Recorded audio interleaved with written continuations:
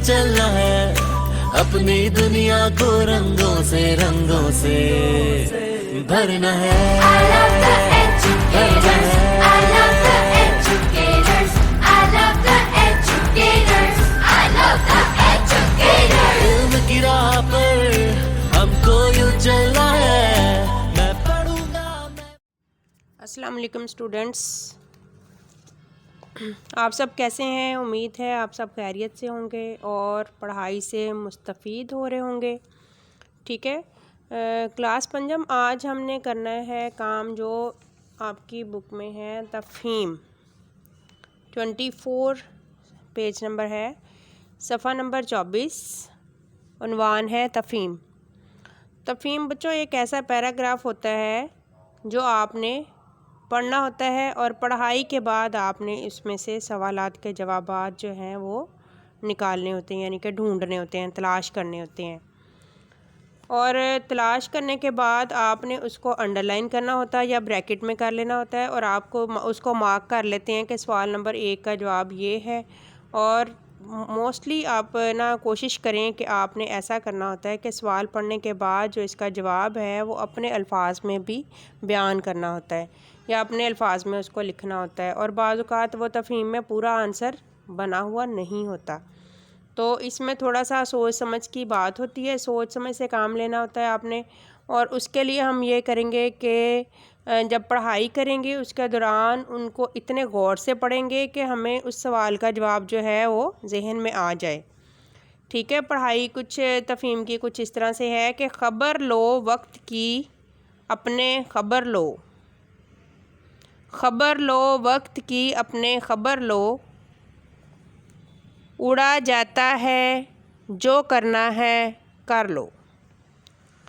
तो इस शेर में ना शायर असल में वक़्त की कदर के बारे में बता रहा है कि वक़्त तो चलता जा रहा है और इस वक़्त को कवर कर लो, यानी कि इसको देखो कि आपने इस वक्त में क्या करना है, वो आपके लिए ज़रूरी है। और वक्त की पाबंदी और काम को वक्त के मुताबिक करना ही ज़िंदगी की कामयाबी की कुंजी है। ठीक है, तो ये पढ़ाई इसकी कुछ इस तरह से है कि किसी काम को मुकर्रर किए गए वक्त पर करना वक्त की पाबंदी कहलाता है। दुनिया में वही शख्स कामयाब ज़िंदगी बसर करता है जो अपने काम काज वक्त पर करता है। छोटा हो या बड़ा, अमीर हो या गरीब, शहरी हो या देहाती, ये सब वक्त की पाबंदी करके ही अपने अपने मकासद में कामयाब होते हैं। वक्त एक बड़ी दौलत है, वक्त एक अनमोल ख़जाना है। खोई हुई दौलत तो हमें वापस मिल सकती है, लेकिन गुज़रा हुआ वक्त किसी कीमत पर भी वापस नहीं आ सकता। कुदरत की हर चीज़ हमें वक्त की पाबंदी का दर्स देती है। मौसम अपने वक्त पर बदलते हैं, चाँद सूरज भी अपने वक्त पर तलू और ग़रूब होते हैं।